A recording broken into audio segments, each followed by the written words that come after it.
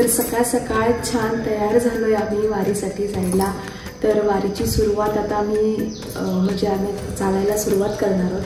माहीत नाही कितपर्यंत चालू, पण अजून सकाळचे 5:30-6 वाजलेत, अजून उजाडायचे. आता आम्ही सगळे आवरतोय आणि आता इथून आम्ही चालायला सुरुवात करू. गेले 3 वर्ष मी सतत वारीला येते, पण माझा वारीचा अनुभव मला तुमच्यासोबत शेअर नाही करता आला. पण ह्यावेळी मी नक्की ठरवलं आहे की मी जो अनुभव घेते आणि मी जो वारीचा आनंद मला जो मिळतो तो तुम्हाला सुद्धा द्यावा. सो वारीचा पूर्ण प्रवास आणि सगळं जे काय वारीमध्ये होणाऱ्या सगळ्या गोष्टी त्या मी तुमच्यासोबत शेअर करणार आहे.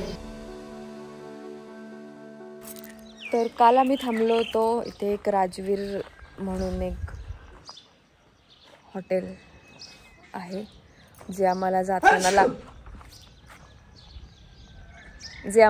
जाता लागलं होतं रस्त्याला.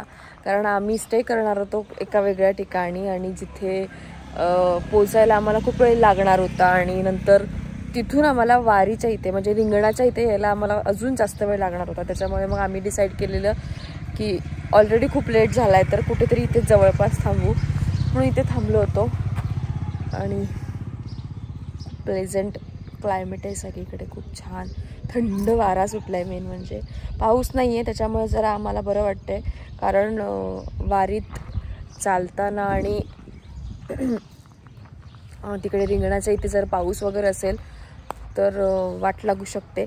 पण गेल्या वर्षी म्हणजे आता हे 3रं वर्ष आहे, त्याच्या आदल्या फर्स्ट टाईम म्हणजे जेव्हा पहिल्यांदा मी वारीला आले होते त्यावेळेला पाऊस होता. सो त्याच्यामुळे ती सुद्धा तयारी आम्ही करून ठेवली ऑलरेडी. आणि आवाज माझा पूर्ण गेला आहे कारण झोप नाही झाली आहे अजिबातच. तर ती सुद्धा तयारी आहे आणि त्याच्या नंतरच्या वर्षी खूप ऊन होतं सो ती सुद्धा तयारी झाली आहे. आता तरी छान आहे, मस्त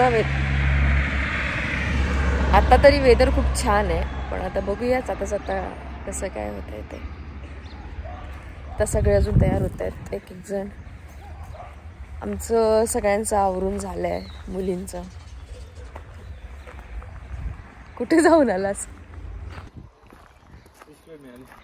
हा माझा आउटफिट आहे आजचा वारीचा. हा नाहीये, हा हे थोडी घालणार आहे तू. आजचा आउटफिट आहे माझा. नाही, हे नाही घालायचं.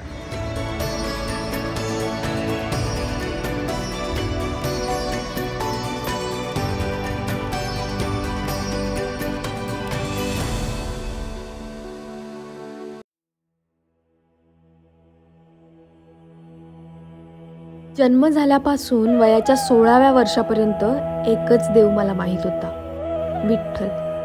कारण जयगड गावामध्ये विठ्ठल मंदिराशेजारीच माझा जन्म झाला.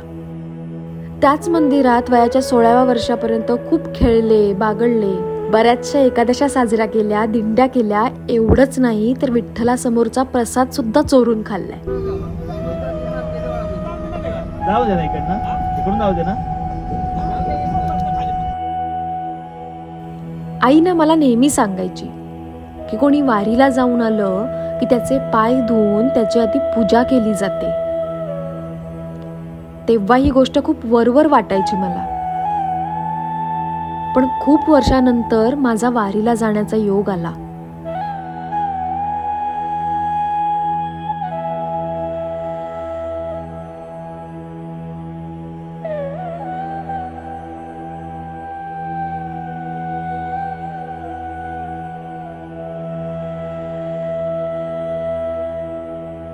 आणि तिथल्या वारकऱ्यांचा उत्साह, त्यांची भक्ती, त्यांची विठ्ठलाला भेटायची आस बघून मला आईचं वाक्य आठवलं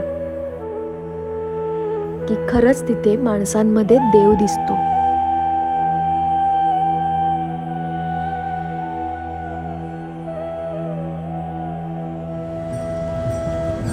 आता खरं तर वारीला चालायची सुरुवात झाली आहे आणि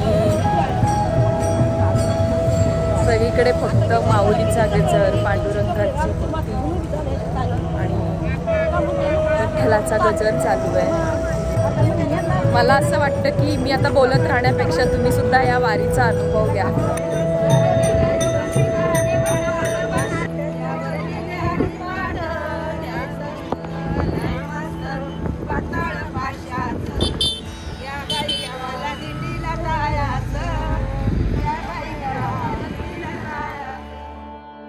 हजारो वर्षांपासून चालत आलेली ही वारी संत तुकाराम महाराज आणि संत ज्ञानेश्वर माऊलींची देहू आणि आळंदीहून पालखी घेऊन वारकरी तब्बल 18 दिवस चालत पंढरपूर गाठतात। वारी म्हणजे केवळ चालणं नाहीये, लाखो वारकरी आपली दुःख, चिंता, अपेक्षा मागे ठेवून चालत असतात। वारी करताना आपल्यासोबत कोण आहे, कोण चालतंय हे माहीत नसतं, पण विठू माऊलीच्या नामात सगळे एकमेकांचे होतात।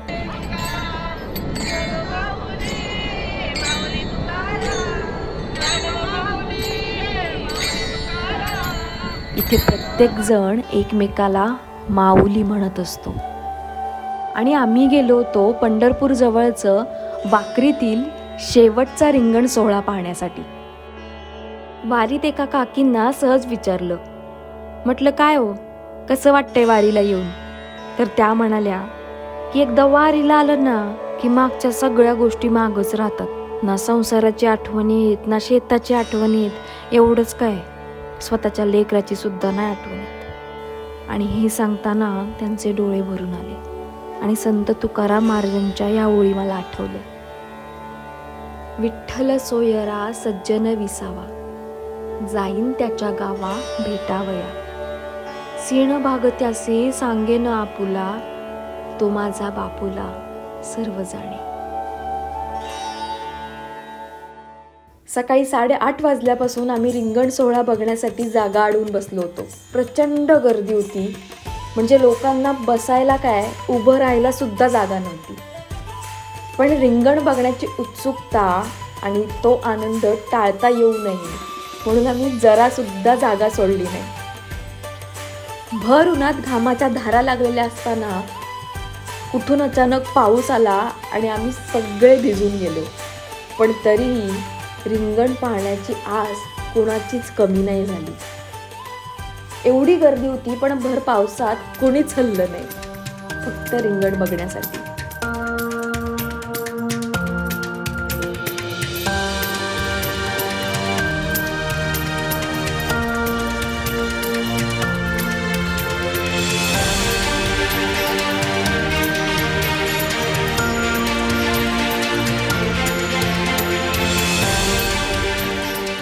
आणि हे सगळं चित्र बघून ना कुठेतरी वाचलेल्या ओळी आठवल्या। भान हरपून खेळ खेळतो, दंगतो भक्तीत वैष्णवांचा मेळा, भक्तीने भारलेला रिंगण सोहळा, पहावा याची देवी याची देव।